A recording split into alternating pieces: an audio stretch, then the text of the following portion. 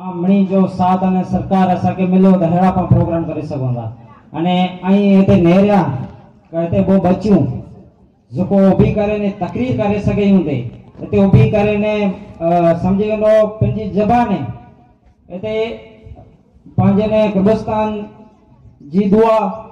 पाए मैयत जे जनाजा नमाज जी दुआ पढ़ी सके हुंदे अहीं नेरो कांजे बच्चे के अगर मदरसे जे मेजारा हलाइंदा ते इल्म हेवर पण अने डी कयामत जो पण एनी बच्चे जो जरियो बंदो तो तेला करे असांजी इज मणी के अपील है भाई आंजे बच्चे के पांजे मदरसे जे मेजारा हलायो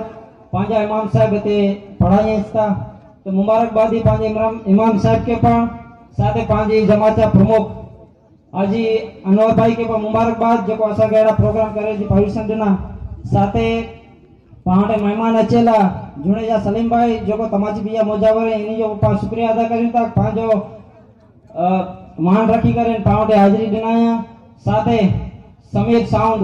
ए पण सारी एडी सेवा दिना पाके इनी जो पण पांजी पूरी जमात वती शुक्रिया अदा करियोंदा अने पांजे मदरसे बच्चे ला करे ने हेवर पण पांजे जमात के ग्रुप में पण असी मैसेज हलायो असी ने आके बणी के खबर हुंदी तो खाली बच्चे के ते पढ़ायला करे हलायो ता से ने ई जो कोई डोनेशन देयो ता तो ई आई मने दिसी सको ता एतरो एतरो मने जिम जरा खर्चो पण थी तो हेवर थोड़ो टाइम पहला पांजे बच्चे जी पण इज मांगणी होई के असा के 12 आकड़ा वली वली जी जियारत करेला कोठेलो तो हेवर पांजे मदरसे बच्चा ने बच्चू हाजी पी रहमतुल्लाह अलैह कच्छ जा सेंसा जी दरगाह मथे पांजा बच्चा व्यावा होते अने इस्लामी पर भरिया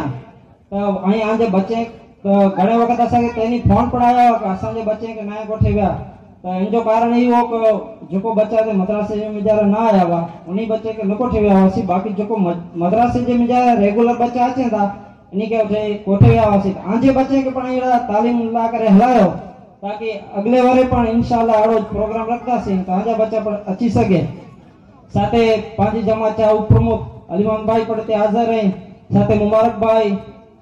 इस्माइल भाई हाजी इब्राहिम भाई हाजी मड़े पांचे स्टेज जे रौनक कई तो एनी मणी जो शुक्रिया अदा करिंदा के ते आई मड़े एडी वडी संख्या जे मेजारा पांची पूरी जमात बा आया अने पांचे बच्चे जो प्रोग्राम सोया अने आई पर दिठा के केड़ा बच्चा पांचा इमाम साहब केड़ी तालीम दिना है तो अल्हम्दुलिल्लाह बोरी खासो ए प्रोग्राम बन्यो साथे रजब अली भाई पण जे मेजारा सारी मेहनत किया अने पांजा जोको कमिटी या छोकरा है मदीना कमिटी है चांद ग्रुप है केजीएन ग्रुप है वागेर परिवार है अने मस्कत जे मेजारा जोको पण पांजा बा वसेदा ई मळे पाके डोनेशन देना अने पाके हेल्प करे तडे पाड़ो यबरो प्रोग्राम करे सके इंशाअल्लाह एड़ो हमेशा पा प्रोग्राम कइंदा रहो असी वो या नवो पण आई मळे ते एड़ो प्रोग्राम कइंदा रहो जा अस्सलाम वालेकुम व रहमतुल्लाहि व बरकातहू।